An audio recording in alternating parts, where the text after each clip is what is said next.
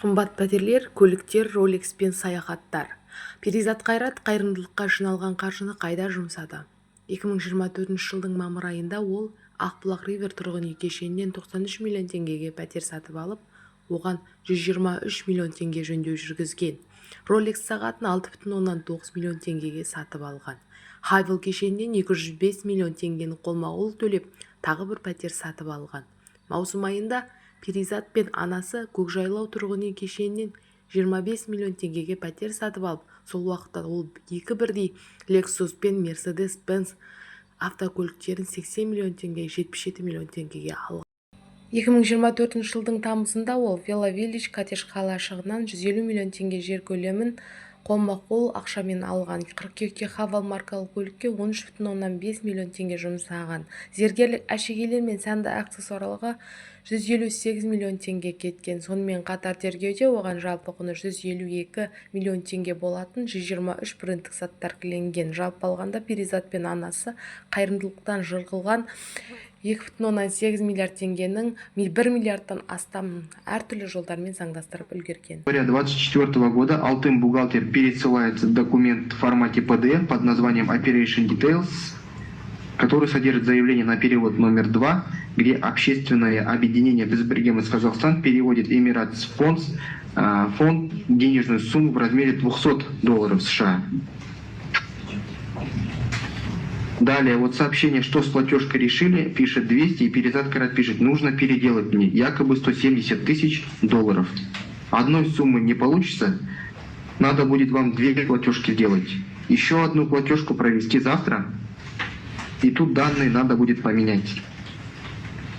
Также 22 января, сейчас еще попытаюсь дома с айпадом, пишет Перизат Қайрат, Алтын бухгалтер, только 200 тысяч, потому что с телефона экран маленький, сложно маркировать. В ответ немного еще подшаманить, а так круто. В ответ Қайрат Перизат пишет, капец, преступник, только 200 тысяч, потому что с телефона экран маленький, сложно маркировать. В ответ немного еще подшаманить, а так круто. В ответ Қайрат Перизат пишет, капец, преступником себя чувствую.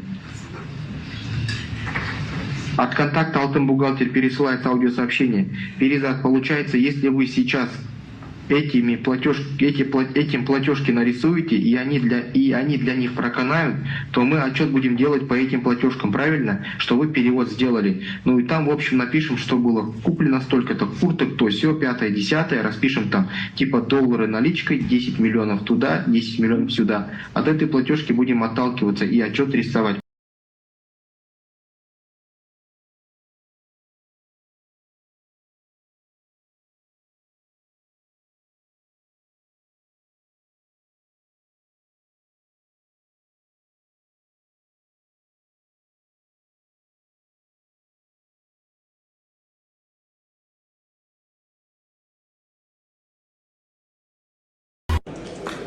Меморандум тақырыбы, меморандумның мәні халықтың осал топтарына өтеусіз нысаналы көмек көрсету.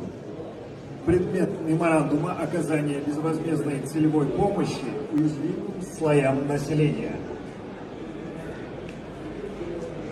Өте маңызды келісім болғалы тұр, тақырып айтып тұрғандай, бүгінгі меморандумның, дәл осы меморандумның мәні халықтың осал топтарына өтеусіз нысаналы көмек көрсету. Өте маңызды келісімдердің бірі. Уважаемые участники форума, хочу напомнить, очень важный документ был подписан, предмет меморандума оказания безвозмездной целевой помощи уязвимым слоям населения. Я сейчас подробности не могу сказать, уважаемые, потому что я до сегодняшнего дня еще показаний не давала. Первое.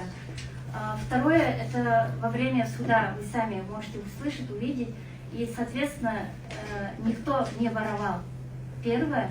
Второе, в данный момент обвиняет меня в том, это 3,5 миллиарда сумма, это полностью оборот со дня открытия.